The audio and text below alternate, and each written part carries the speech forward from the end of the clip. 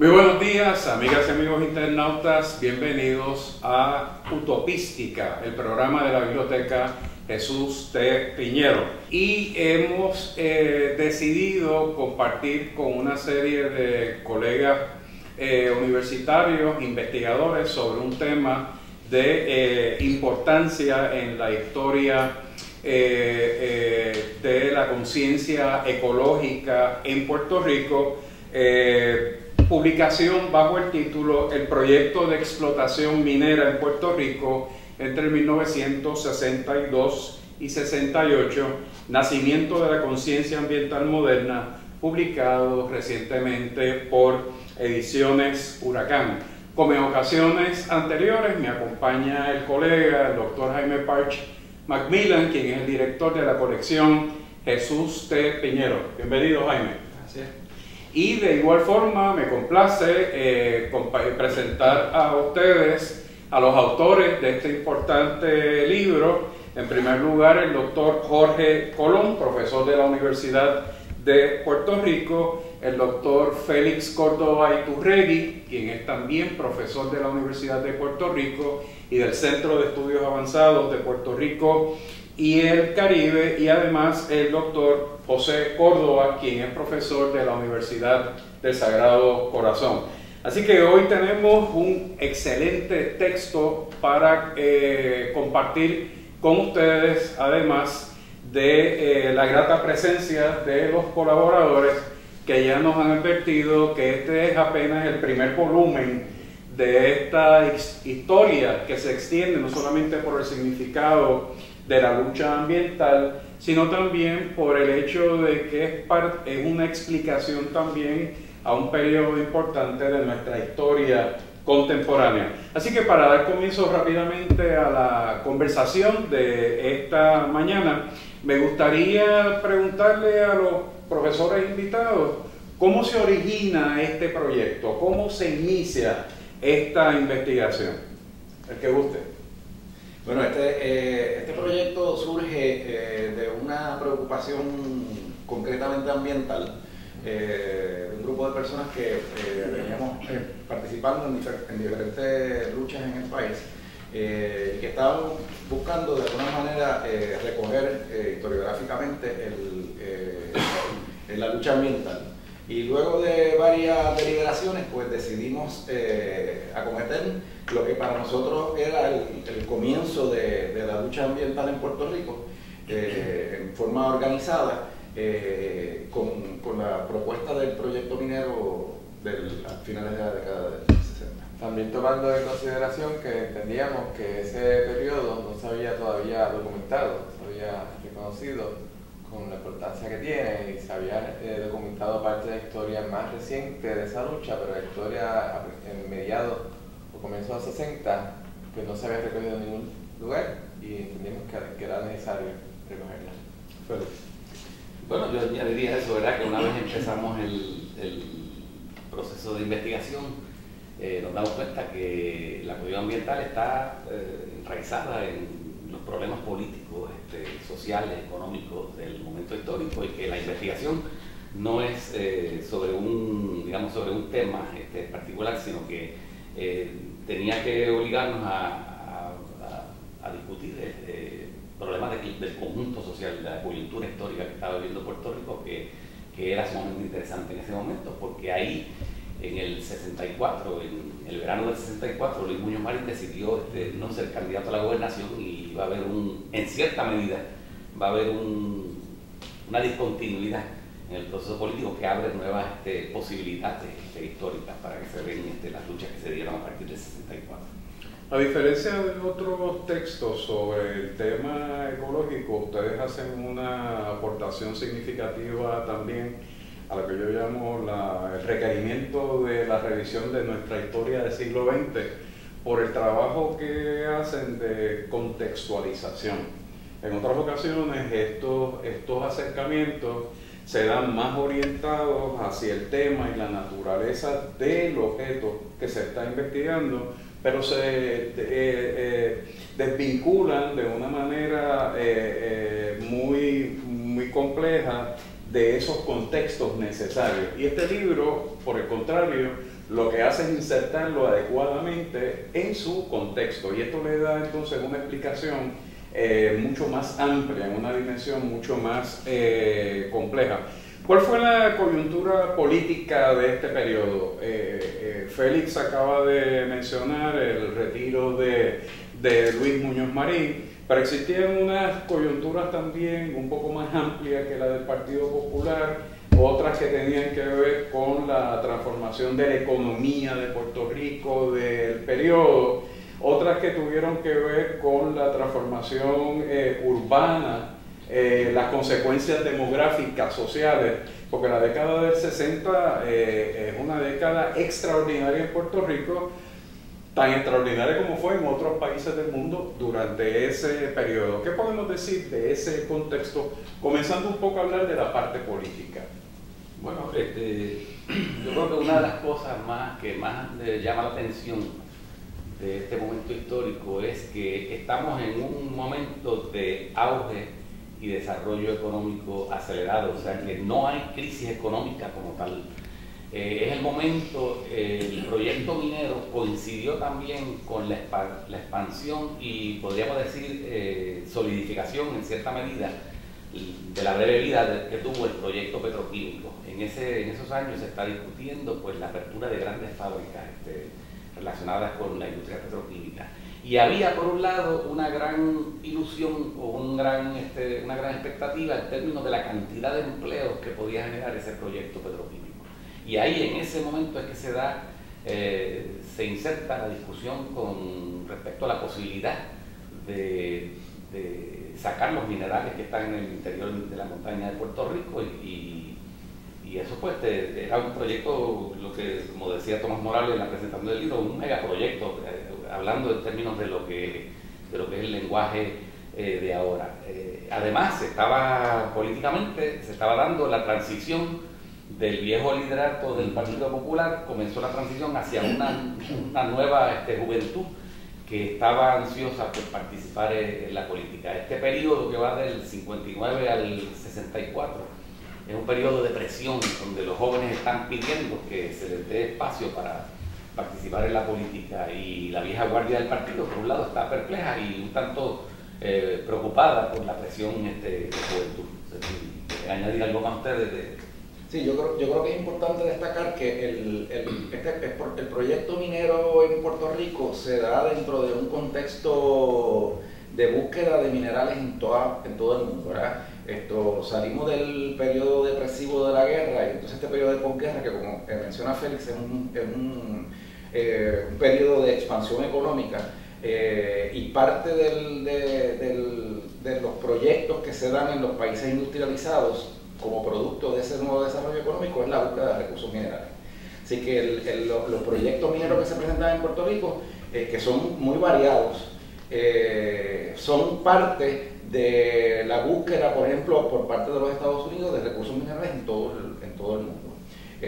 Y de ahí la importancia que tiene todo el proceso de lucha en contra del proyecto, porque no es contra un simple proyectito que surgió así casualmente, sino es una política del gobierno de los Estados Unidos de descubrir y de explotar recursos mineros por todo el mundo. Y es interesante también reconocer que precisamente el hecho de que en esta época de los 60 se creara un movimiento ambiental en Puerto Rico para luchar en contra de ese desarrollo de minas en el caso de Puerto Rico, representa algo que se dio en algunos otros lugares como Estados Unidos y en Alemania, donde surgió un movimiento económico fuerte, pero precisamente por consecuencia de una industrialización acelerada que estaba causando daños graves en el ambiente y eso es algo que hay que reconocer, que en Puerto Rico también surgió un movimiento tan fuerte, tan temprano como en estos otros países industrializados. Félix mencionó en cuanto a lo político que parte de esta época hay un surgimiento de una nueva generación en los partidos, ¿no? Y me parece interesante en la narración el protagonismo que tienen grupos como Juventud Popular, el MPI. A ver si pueden hablar un poco sobre cómo esos grupos inciden en ese proceso de la minería.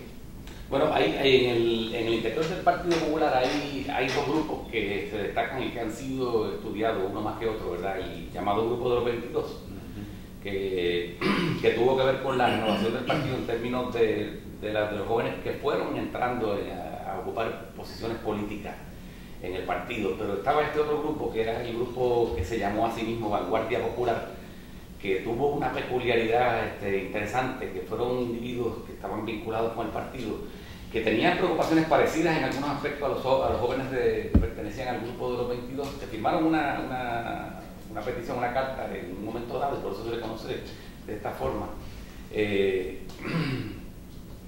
Y este grupo de vanguardia tenía la característica de que participaban en la política, pero no estaban buscando posiciones. Por lo tanto, tenían una manera mucho más libre, mucho más autónoma de plantear los problemas y de cierta medida señalar que el Partido Popular se había desviado históricamente, digamos, de sus mejores propuestas originales cuando el partido surgió.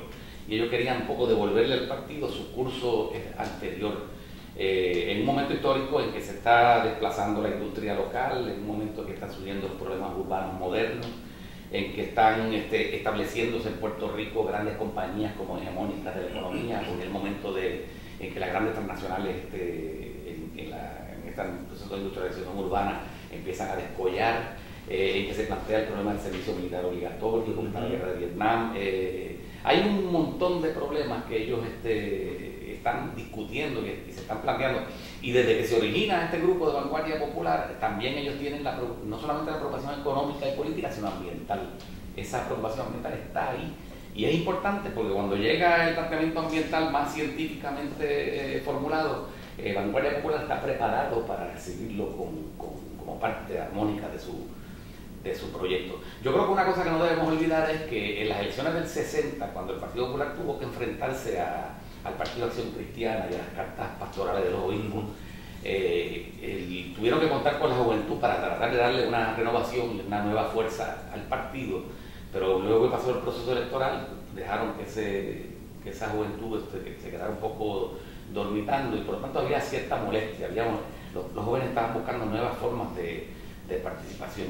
Quizás debíamos comentar, no sé si Jorge o Pepe quieren hablar del foro de Manatí, cómo fue que se dio esa discusión, porque ahí fue que Muñoz tomó la decisión de decir: aquí hay una juventud que quiere participar y yo creo que yo me puedo retirar porque hay partidos para buen rato. O sea, hay unos jóvenes que están dispuestos a meterse en la política activa del país. Sí, bueno, antes de mencionar eso, quería destacar algo que el compañero Pacheco ha mencionado, ¿verdad? Que es la combinación particular que se produce entre el grupo de Vanguardia Popular y la juventud dentro del Partido Popular y el MP. Que en ese momento pues, es un proyecto relativamente joven, y su membresía es fundamentalmente también joven. Si uno mira, ¿verdad? En el proceso de la investigación, uno mira la proyección, digamos, pública que lleva la voz cantante de la oposición al proyecto minero, es Vanguardia Popular. Prácticamente toda la recolección que hay en los periódicos de la lucha en contra del proceso minero a nivel de, por ejemplo, de las vistas en la legislatura, etcétera, la lleva Vanguardia Popular y lleva a los cantantes, porque es probablemente el grupo que está recibiendo la información directa del gobierno y que tiene el insight, ¿verdad?, de la información más viva. Sin embargo, junto con ese proceso que se está dando en los foros, digamos, institucionales, gubernamentales, se está llevando a cabo una lucha política de movilización de pueblos en los sectores en donde se está proyectando la minería, ¿verdad? En Tuado, Lares, Adjuntas, en todo el sector, y allí la voz cantante la lleva el MP, el trabajo fundamental de organización de la gente. Y entonces esos dos movimientos como que coinciden pero no coinciden, ¿verdad? Están trabajando como en espacios distintos, pero son una misma voz oponiéndose a un proyecto que como vemos es un proyecto de una envergadura monumental, no solamente en términos del impacto que va a tener sobre el país, sino de la carga que viene. O sea, las compañías estaban siendo bastante agresivas y esos contratos, en el momento en que se destapa todo este reguero, están a punto de ser firmados. O sea, es un proceso que ya está casi culminado. O sea, que uno no debe subestimar el impacto que tuvieron estas dos voces, que fueron inicialmente grupos relativamente pequeños, pero que pudieron cautivar la opinión pública y despertar en Puerto Rico un sentido de protección de su entorno natural. Hay otro elemento que me gustaría a mí retomar en el contexto de la economía del periodo, y que esto tiene que ver también con la acción de estos grupos jóvenes dentro del Partido Popular, la creación del MPI y la afluencia de cuadros jóvenes durante ese periodo. En ocasiones no se entiende que a principios de la década del 60 ese modelo de operación manos a la obra ya tenía réplicas alrededor del mundo, y la competencia no era un modelo agotado, pero un modelo ya replicado, ya no era el modelo de laboratorio que consideraron al presente. Y no debemos de olvidar que Operación Manos a la Obra también fue un proyecto dependiente. O sea, Estados Unidos gana la Segunda Guerra Mundial, sale de ella acreedor del mundo, sus transnacionales o empresas en tránsito de ser empresas nacionales a ser empresas nacionales, transnacionales, con grandes capitales para invertir. Puerto Rico fue como el primer laboratorio de esa naturaleza. En ese periodo, y esto lo vemos también, el reto del grupo de los 22, el reto político al liderato de Muñoz, y la influencia que tuvieron también con Sánchez Vilella, porque dentro del debate interno del Partido Popular en torno al modelo económico, pues se comienza a plantear la necesidad de una migración hacia empresas de alta intensidad de capital, y ahí es que entra el superpuerto, ahí es que entran los proyectos mineros, y obviamente con la presión acostumbrada en gobiernos con gobiernos dependientes, en ese sentido. Así que la presión que había sobre el gobierno y la presión que existía sobre Puerto Rico de estas empresas era enorme. Y probablemente es la primera ocasión donde la imaginación pública comienza a percatarse del costo ambiental, porque las empresas manufactureras no tenían un costo ambiental tan alto, y además tenían el beneficio de que eran empresas que generaban mucho empleo. Las empresas de alta intensidad de capital, por el contrario, tienen una inversión alta de capital, pero generan pobres empleos. Y esa conciencia del daño ecológico en el contexto geográfico de Puerto Rico, además de la labor extraordinaria que yo creo que ustedes reconocen en su investigación de toda esta juventud que se mueve en esta dirección y logra, ¿verdad?, paralizar esos contratos que prácticamente estaban casi listos para ser firmados. Así que era una economía, ustedes utilizan el concepto de que ese periodo es un periodo nuevo en la historia de Puerto Rico. Lo hacen en referencia a la conciencia ambiental, pero sí también históricamente es el paso de un elemento de historia económica y política a uno radicalmente distinto. Y en eso me parece que es uno de los grandes aciertos del libro. Pero la economía es clave, el tránsito en esa época es clave. Y la resistencia desde estos sectores fue fundamental. Así que me gustaría que comentaran también el impacto del desarrollo urbano, que es otro elemento que ustedes consideran, la transformación urbana y la transformación demográfica. Porque aquí hemos mencionado el impacto de la juventud, pero no olvidemos que este es el periodo de aquello que llamó Eric Hobsbawm la revolución cultural mundial, o sea, no era eso no estaba pasando solamente en Puerto Rico, era un fenómeno que estaba ocurriendo en los Estados Unidos, en Europa y en otros países en torno a una nueva forma de gobernar, un acercamiento a las relaciones políticas y las relaciones económicas. Yo diría que es importante señalar entonces que hubo un cuestionamiento de cómo se está desarrollando Puerto Rico. Sí. Una industrialización acelerada, con unas transformaciones inmensas en la población, la urbanización, ¿verdad? Empezó lo que hoy en día llamamos desplazamiento urbano, ¿verdad? Desplazamiento de la población de la ruralidad a ciudades, y eso trajo consecuencias ecológicas que ya se estaban empezando a sentir. A principios de los 60 estaba siendo comentado en los periódicos, ¿verdad? Gente como Enrique Laguerre y otra gente estaban empezando a hablar de las consecuencias que tenía, y estos grupos tenían conciencia de estos daños que ya estaban ocurriendo, y entonces estaban en el periodo donde la hegemonía del Partido Popular, ¿verdad? Bajo la gobernación de Muñoz, pues ya habían empezado a hacer estos contratos de exploración minera que prácticamente cubrían casi la totalidad del terreno de la isla de Puerto Rico, que si se hubiese mantenido la gobernación de Muñoz, quién sabe si se hubiesen firmado muchos de esos contratos y la historia de Puerto Rico hubiese sido totalmente diferente y la destrucción hubiese sido aún mayor de la que tenemos hoy en día. El daño ambiental de Puerto Rico es enorme.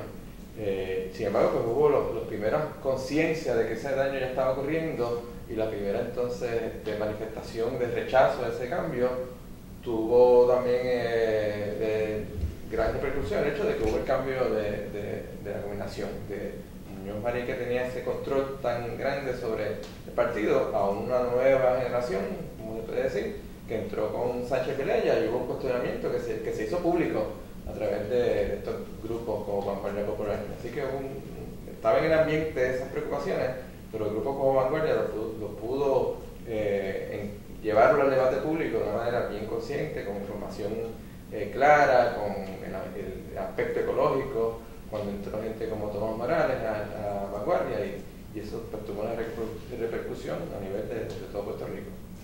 Mira, cuando nosotros empezamos este proceso de investigación, nosotros nos interesaba entender cómo había surgido lo que llamábamos la conciencia ambiental moderna. De hecho, el título original estaba invertido.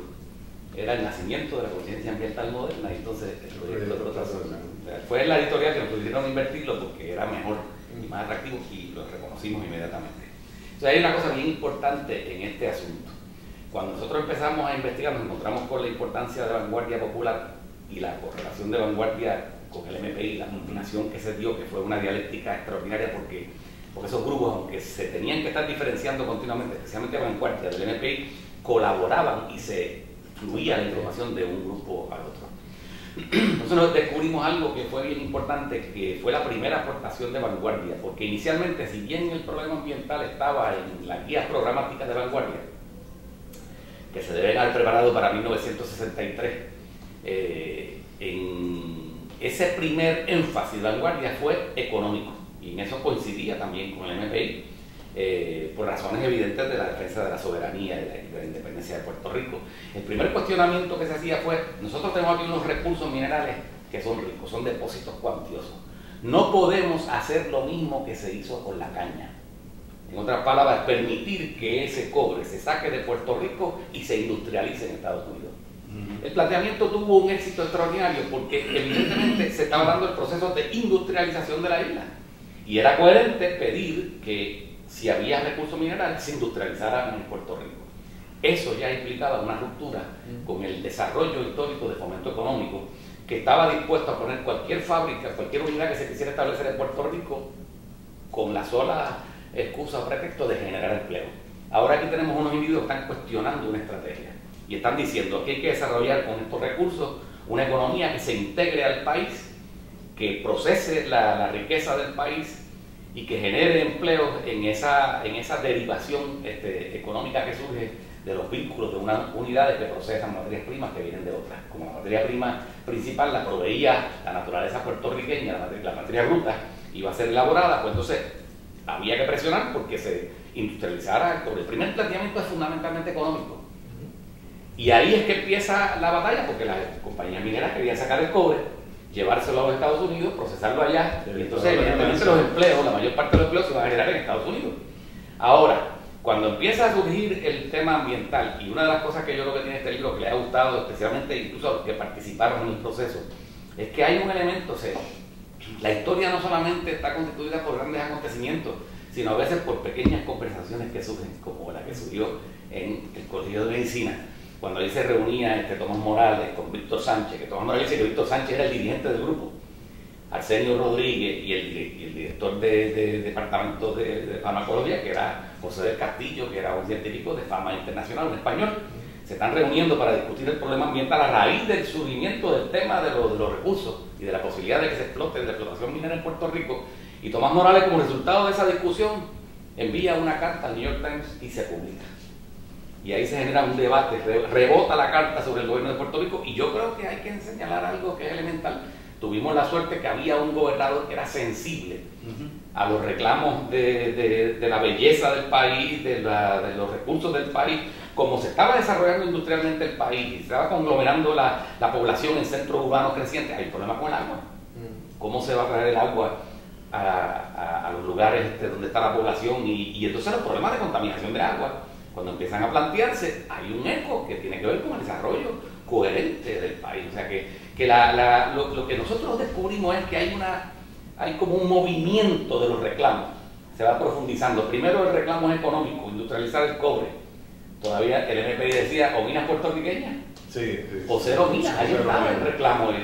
Y dice Tomás Morales con razón que Pedro Matos desde el principio le estaba diciendo, había dicho a la gente del MPI que la posición de él era cero minas, porque él es de Utuado, y ahí lo que le interesa es la posibilidad de la conservación de los recursos para las futuras generaciones de Puerto Rico. Se hace un hoyo gigantesco allí, se destruyen esos recursos y después sabe Dios qué sacrificio, decía él, va a ser Utuado para el resto de la historia. Y ya había hecho uno con el desarrollo del lago Boca, el lago Caunilla, que había sepultado muchas cuerdas de terreno para proveerle agua y electrificar el país. O sea que ya Utuado había hecho su cuota de sacrificio. Así que todos estos temas, lo que muestra este libro es que no hay un planteamiento que es el correcto. No hay una manera estática de entender las disputas sociales, que hay un movimiento de contradicciones y que lo que es un reclamo dominante en un momento se puede transformar y convertirse en un reclamo que pasa a un segundo plano, y entonces el que va a ser dominante va a ser el ecológico, fundamentalmente vinculado con el agua, aunque también con el aire, pero el agua es una cosa que sabía el gobernador que le llegaba a todo el mundo. La contaminación se iba a repartir por todos los rincones de la isla si llegaba a haber habido explotación minera. Y además había otro elemento, el amor al terruño, la belleza escénica. No fue casualidad que uno de los comités que se creó de las comisiones de la Cámara era de embellecimiento, se llamó de embellecimiento, y iba a tratar también el tema minero. A nosotros nos dijo Tomás Morales cuando lo entrevistamos que uno de los miedos que él tenía es que todo esto se convirtiera en una cuestión de tener jardines bonitos, se frivolizara un poco el tema estético, pero el tema estético estaba ahí, porque era la belleza de la montaña, ¿verdad? Félix hace alusión a Sánchez Vilella, y me parece que es bien interesante cómo él sale en este texto, ¿no? La figura de Sánchez Vilella, y recordarnos que él tiene su trasfondo profesional como ingeniero y que había colaborado con grandes proyectos, ¿no?, de la modernización del país. Pregunto si él no sería un ejemplo de ese cambio de conciencia, aunque sea elemental en términos del ambiente, porque termina un poco ambiguo.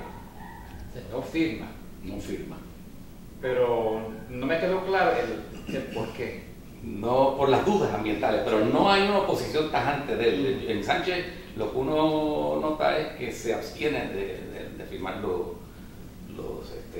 contratos.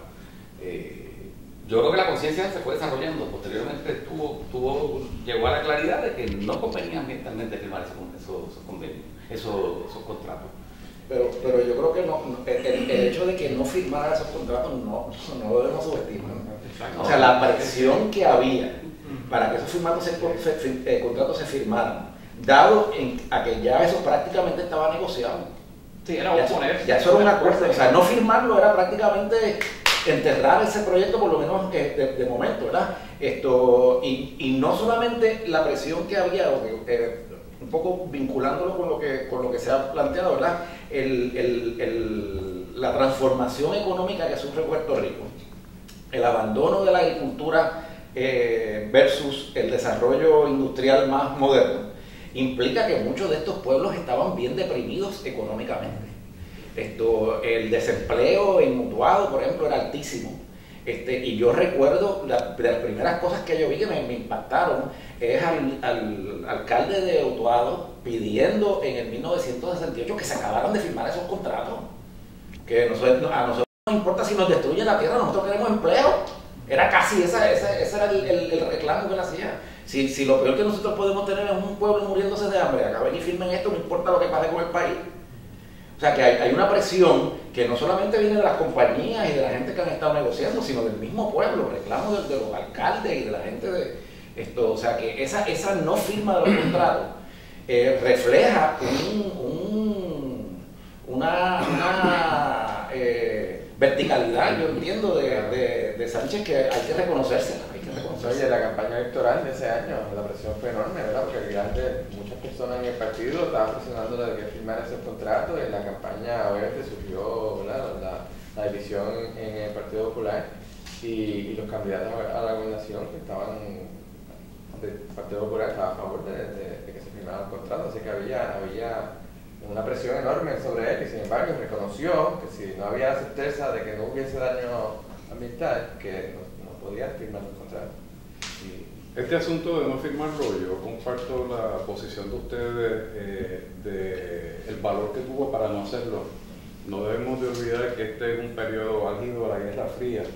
En la época en que Sánchez Vilella actuaba como gobernador, en Brasil deponían a João Goulart con un golpe de Estado. Las empresas transnacionales decidían quiénes iban a asumir la presidencia y quiénes perdían la presidencia, y Puerto Rico no era la excepción. Y en el caso de nosotros quizás con mayor impunidad que en otros contextos. Así que yo coincido que hay que hacer un reconocimiento de el valor para tomar esa decisión, tomando en cuenta la complejidad de los factores que tuvo ante su consideración. Oye, antes de que pasemos a otro tema, mira, es que hay algo bien importante, que yo creo que quizás para mí es una de las aportaciones de este libro, es que precisamente coge el tema minero y lo mete, como decía Jorge, como tema fundamental de la cuestión electoral. Eso nadie nunca se había planteado, se había olvidado el tema minero. Mira, aquí se dio una cosa que fue fundamental, que parecía fue un golpe decisivo que se le quiso dar al gobierno de Sánchez Vilella cuando Durán Manzanal, que es el director de Fomento, le renuncia comenzando el año electoral en el 68. Le renuncia. Es un momento que se dan los dos famosos discursos, los dos discursos sobre la situación del Estado, que es el discurso que le toca al gobernador ante la legislatura, que Muñoz lo dio desde el Senado primero, en el 68, después viene Sánchez y da otro casi contestándole prácticamente a Muñoz, donde sale a discutir el tema minero de parte del discurso, y poco después le renuncia a Durán Manzanal a la dirección de Fomento, y Sánchez Vilella se encuentra con un Senado hostil dominado por el presidente, que es Negrón López, que va a ser el candidato a gobernador del partido, que ya estaban desde hace tiempo los íbaros por Negrón, movilizándose en la isla, y se ve obligado, porque para mí fue una imposición. Sánchez Vilella no tuvo otra posibilidad que nombrar que era el presidente de la Asociación Industrial, a Sergio Camero, a dirigir Fomento, cuando tú tienes ahí lo que yo creo que es el primer paso histórico de lo que ha sido, lo que yo considero el asalto empresarial al gobierno en Puerto Rico. Porque fíjate que lo que había pasado anteriormente era que tú tenías directores de Fomento que pasaban a la industria privada, como es el caso de Teodoro Moscoso, y tienes el caso de Rafael Picó, que dirigió la planificación, que pasó a la dirección del Banco Popular. Estás viendo el engranaje entre el empresario y el gobierno, que le venimos a echarle la culpa al gobierno posterior de Luis Ferrer, porque ya se está dando en ese proceso digamos, esa final del dominio del Partido Popular, de su hegemonía. Y entonces ahora, y Durán, que también va a estar vinculado con la empresa privada cuando salga de Fomento, pero ahora es que el presidente de la Asociación de Industriales pasa a dirigir Fomento Económico. Y está a favor del proyecto minero. Es militante que se firmen esos contratos, y el gobernador no firma esos contratos. O sea, el mérito de Sánchez Vilella y la posición de Sánchez Vilella, a pesar de que no hay nunca una posición decir yo me opongo a las minas, sino yo tengo dudas sobre la cuestión de la contaminación y no firma los contratos. Eso es una acción positiva, una acción afirmativa que es negativa, no firmo los contratos. Y ahí está la crítica que se había hecho a Hernández Colón, que se la hace el Partido No Progresista, que él firmó como secretario de Justicia, como secretario de Justicia, él era el que presidía la Comisión de Minería y que estaba de acuerdo con la firma de esos contratos. Si hubiese sido el que se encontrara en la cabeza del gobierno, esos contratos hubiesen estado firmados y la explotación hubiese caminado libremente en el país. Pero así que hay que reconocer ese mérito al gobernador porque tuvo las dudas y no firmó. Y esa acción es fundamental. Hay una frase que ustedes utilizan en el libro que me parece que es sumamente reveladora porque engloba la realidad económica de la realidad política de Puerto Rico, y es la frase de que Puerto Rico no es tan pobre como se decía, ¿verdad? Si nosotros repasamos la historia desde el primer periodo colonial, Puerto Rico lo que hace es exportar las ganancias desde la minería, desde la economía más limitada del siglo XVIII hasta el presente.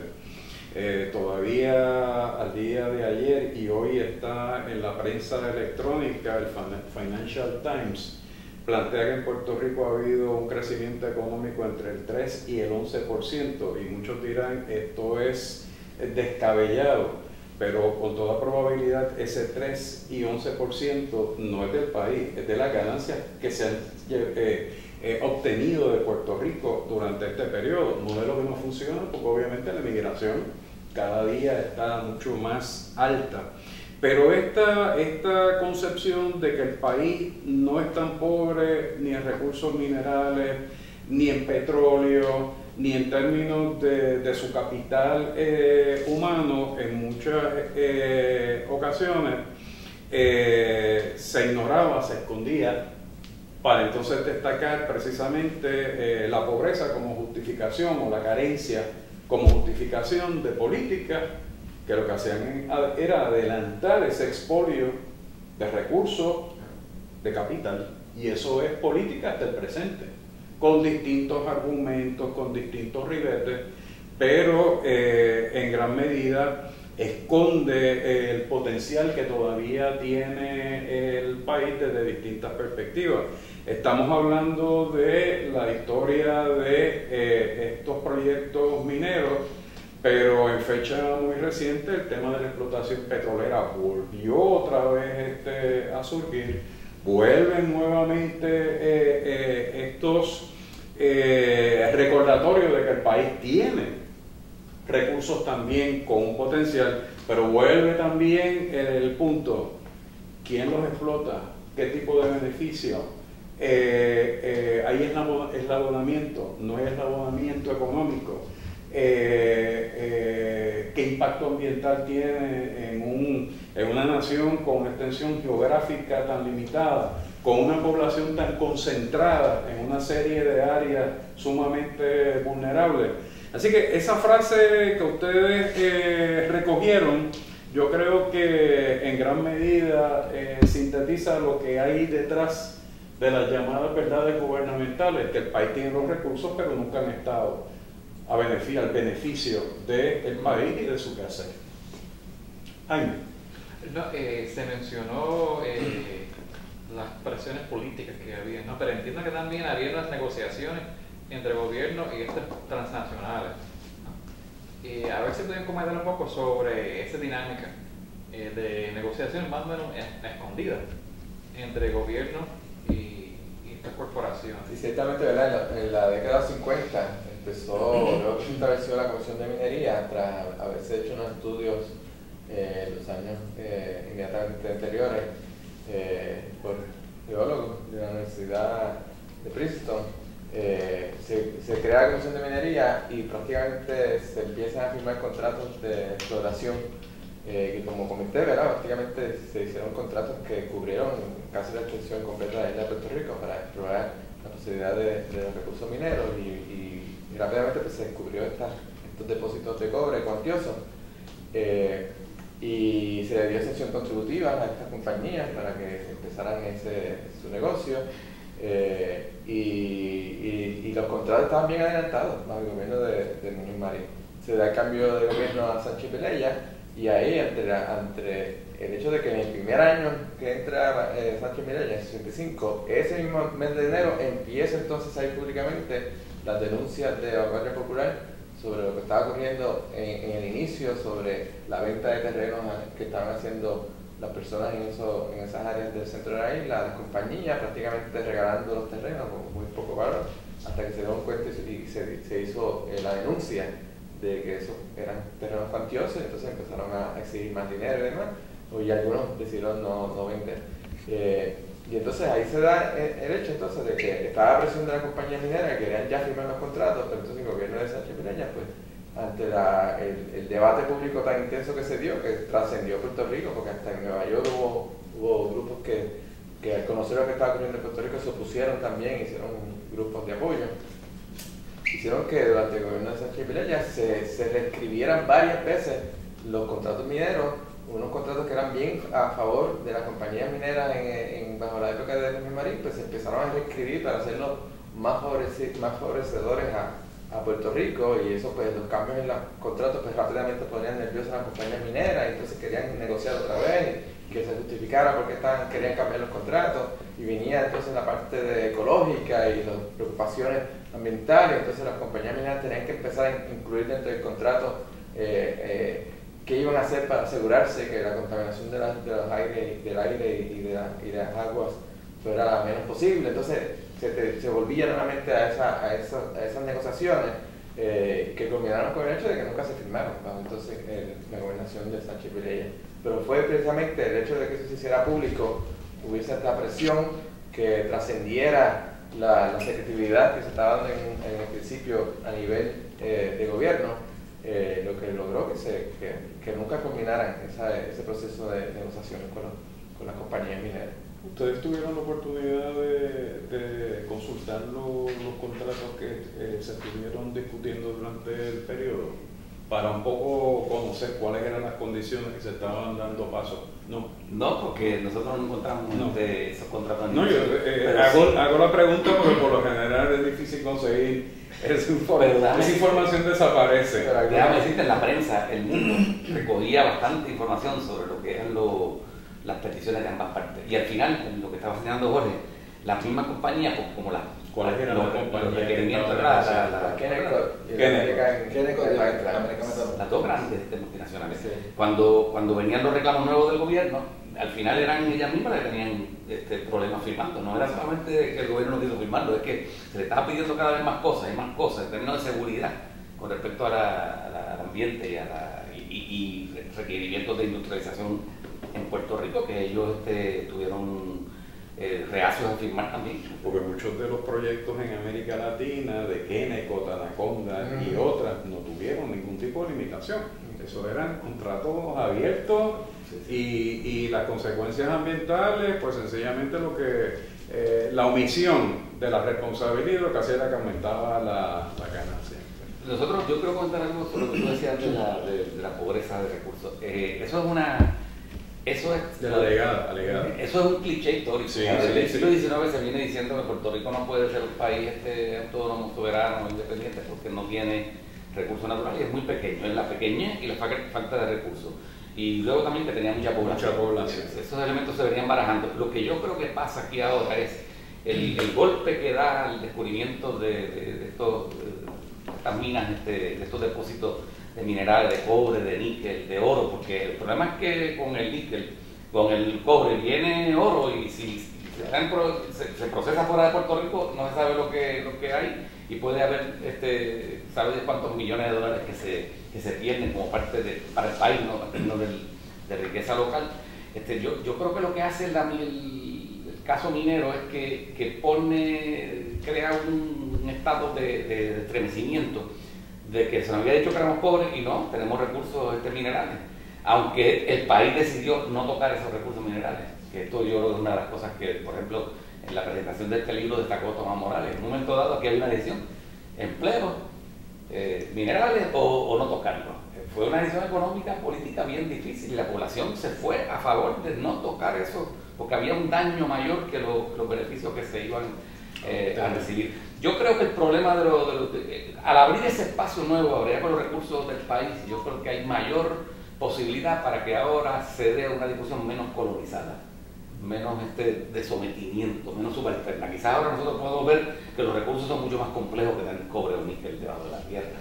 Pero acá hay un montón de otros recursos que se pueden ver y el mismo desarrollo industrial del país permite discutir las posibilidades del país en otra dirección. Ahora, aquí lo que pasa es que la estrechez de selecciones o de posibilidades de actuar tiene que ver con las compañías estas grandes que dominan la economía del país. Y estas compañías no están en crisis todavía.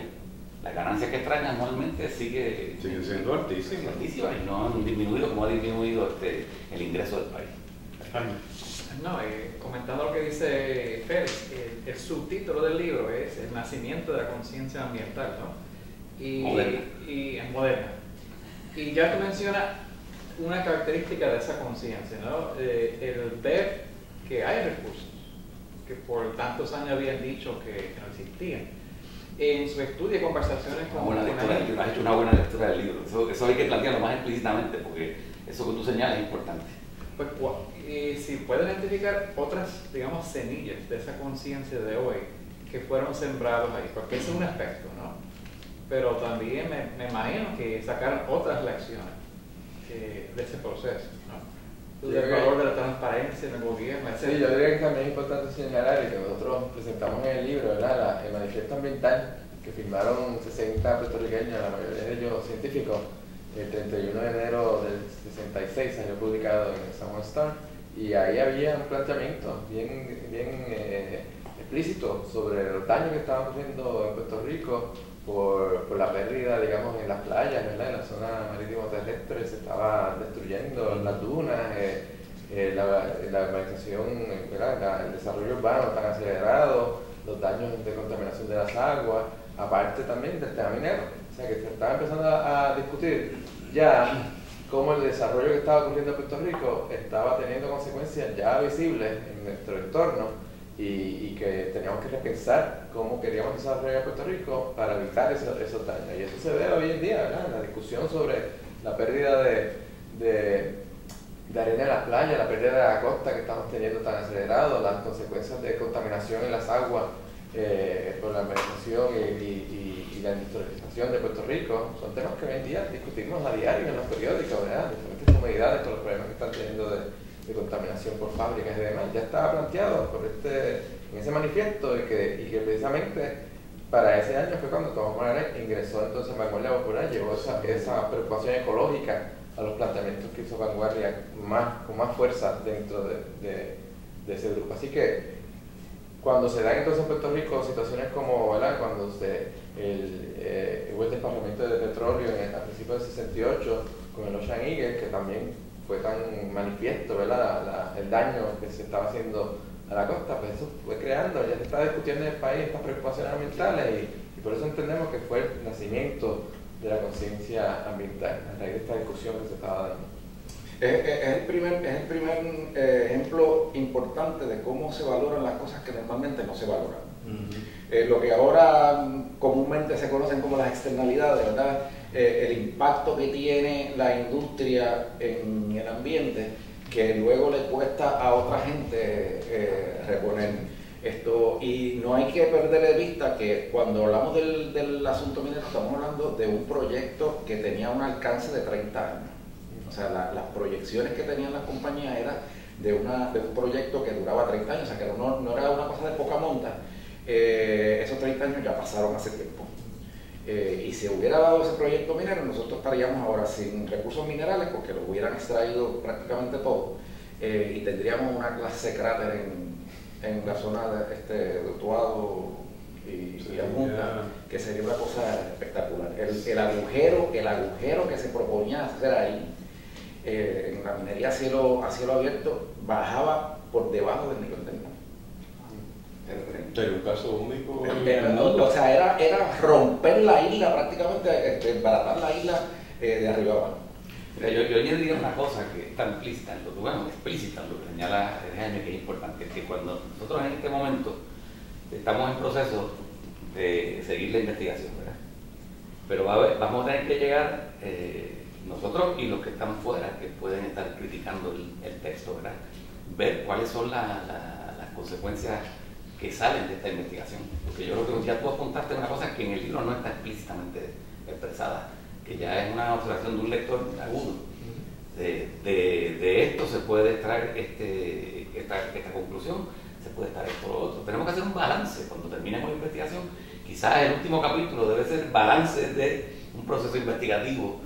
Y en los debates históricos, hemos hablado ya con Jaime, ¿verdad? Lo importante que es precisamente la conversación, el intercambio, que no tiene que ser aceptando las ideas ajenas, sino cuestionándolas, porque en esos cuestionamientos nosotros aprendemos mucho. Nosotros hemos tenido que cambiar percepciones de cosas que creíamos que eran de una forma, porque la misma investigación nos ha revelado que había que matizarla, ¿verdad? O sea que hay que hacer un balance más profundo de los resultados de este proceso una vez por lo menos terminamos el próximo paso, que es llegar hasta el 76. Yo creo que también se recogen lecciones para la lucha ambiental moderna de hoy en día, ¿no? Diferentes comunidades que tienen preocupaciones bien serias y te da a conocer, ¿verdad? Documentar ese periodo donde se dio una lucha tan intensa y se logró evitar que se hicieran los contratos mineros. Hay lecciones sobre cómo una comunidad puede trabajar en unión con gente que pueda ofrecer información y demás, en la cosa pública, para ser exitosos en su lucha. Yo quisiera volver al tema que mencionó Jaime y que ustedes comentaron sobre cómo este proceso fue gestando la conciencia, ¿verdad?, de una conciencia ambiental para el país, una conciencia moderna para el país, porque hay otro elemento que ustedes destacan que me parece a mí fundamental. Es una frase que ustedes usan cuando mencionan sobre bases científicas. Y Félix mencionó 4 científicos de primer orden que se insertaron de una manera orgánica en el proceso y que yo estoy seguro que fueron claves, ¿verdad?, en la discusión de las consecuencias de este proceso.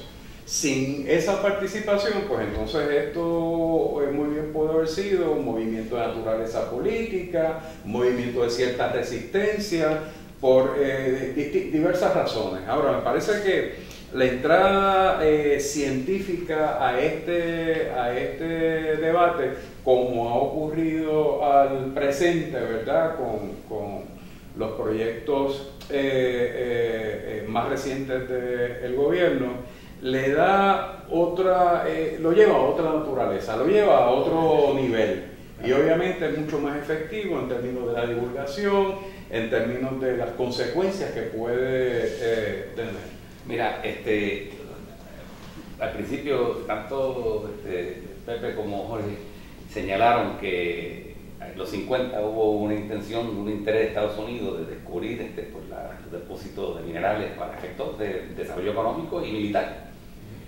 Pues mira, como resultado de eso fue que se hicieron unas investigaciones sobre la geología de Puerto Rico. La Universidad de Princeton fue una de las instituciones que fomentó esos estudios, y como resultado de eso fue que una persona como Francisco Cadilla fue a estudiar a la Universidad de Princeton, se formó, y el otro geólogo, ¿cómo se llama? Que fue Soriano. ¿Ah? Soriano. No, Vázquez, Leo Vigildo Vázquez. Fueron a estudiar a la Universidad de Colombia, a la Universidad de Princeton, y fueron parte de los estudios geológicos. Lo que pasa es que, y entonces tenemos los de la Escuela de Medicina, todo ese resultado de los proyectos de la modernización industrial del país. Esos mismos individuos son los que se educan en el proceso y son los que van entonces a cuestionar y a crear la conciencia de que aquí hay problemas. José Francisco Cadilla estaba trabajando en fomento económico y tenía acceso a mucha de la documentación de la Comisión de Minería. Por eso nosotros hablamos en este libro del binomio Tomás Morales, José Francisco Cadilla. Tomás Morales dice: yo no hubiera podido nunca hacer la presentación que se hizo en la legislatura sin la ayuda y la información que tenía Cadilla. El otro caso es el geólogo de una de las compañías mineras, que es Mario Soriano. se da cuenta del impacto que tiene esto y va a tener para el país y se comunica con José Francisco Cadilla y le da información. O sea, por todos lados está llegando información. Nosotros decimos conciencia ambiental moderna porque está montada sobre el conocimiento profundo y amplio de diferentes disciplinas de las ciencias naturales.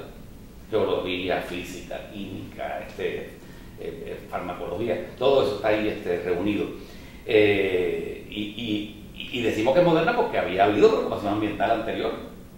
Jorge mencionó a Enrique Laguerre en las columnas de Monjas Libres. Enrique Laguerre es un pionero en la cuestión ambiental.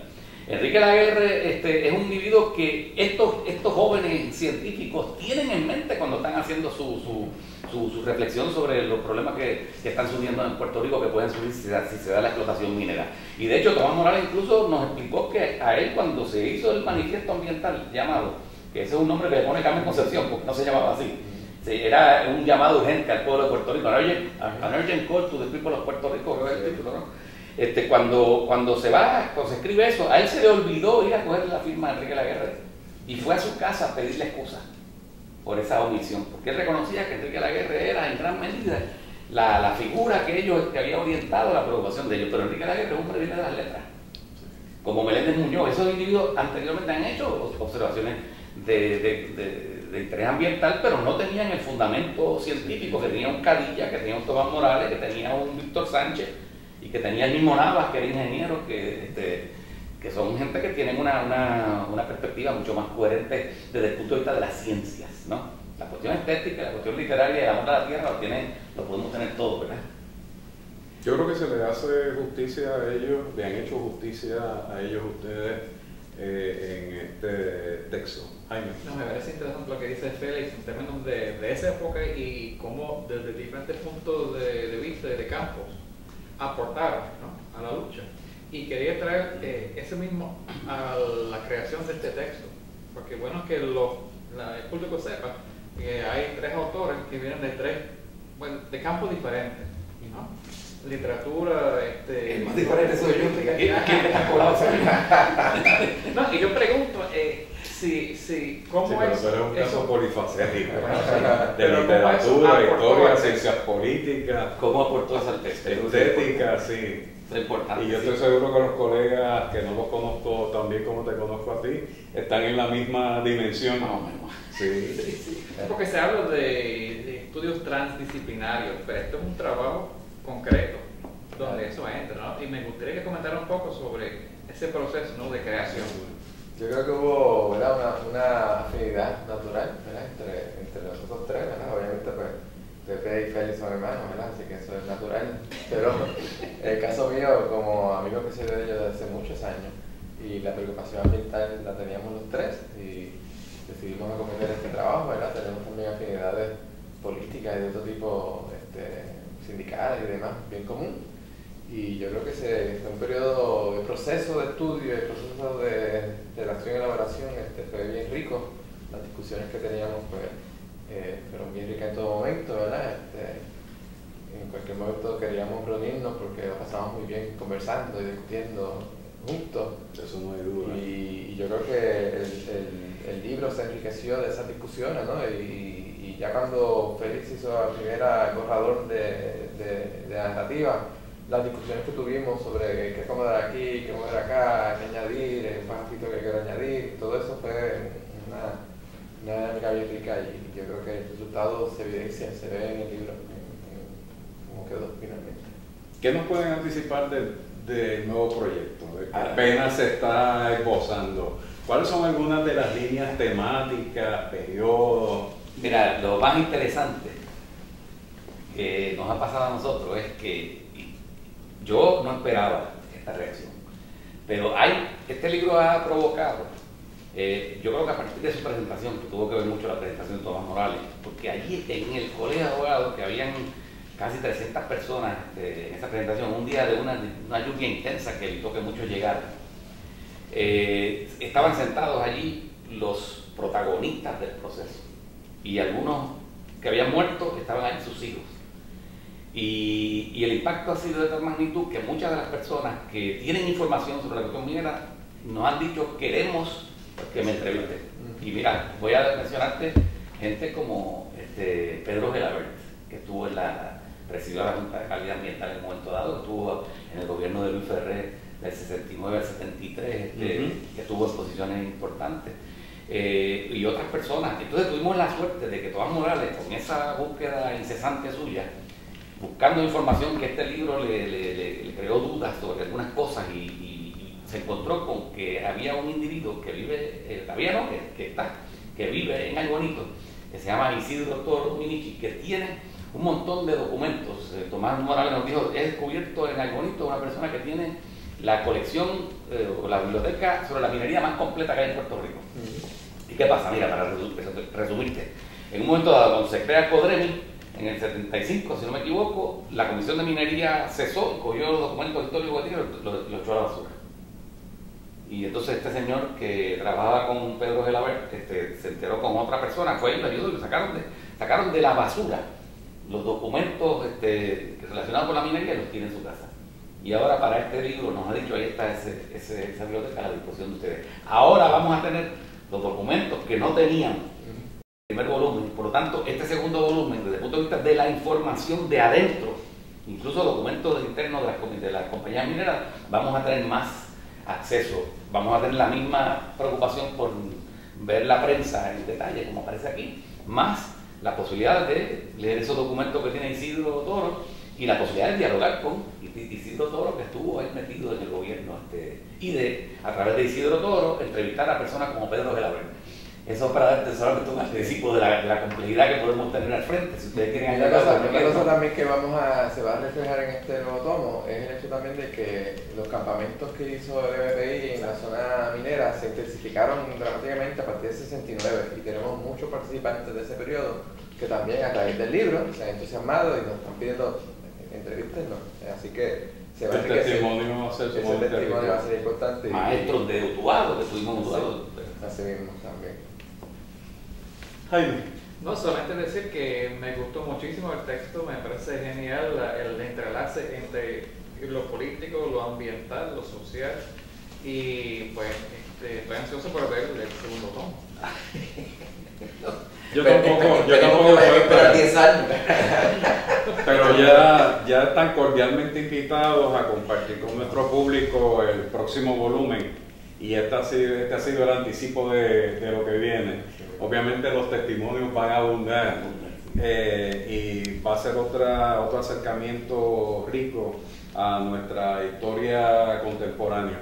Así que solamente nos resta agradecerle al doctor Jorge Colón, al doctor Félix Córdoba, al doctor José Córdoba, a nuestro querido colega y compañero el doctor Jaime Parch por habernos acompañado en esta ocasión. También darle las gracias a nuestro director técnico, camarógrafo y colega, también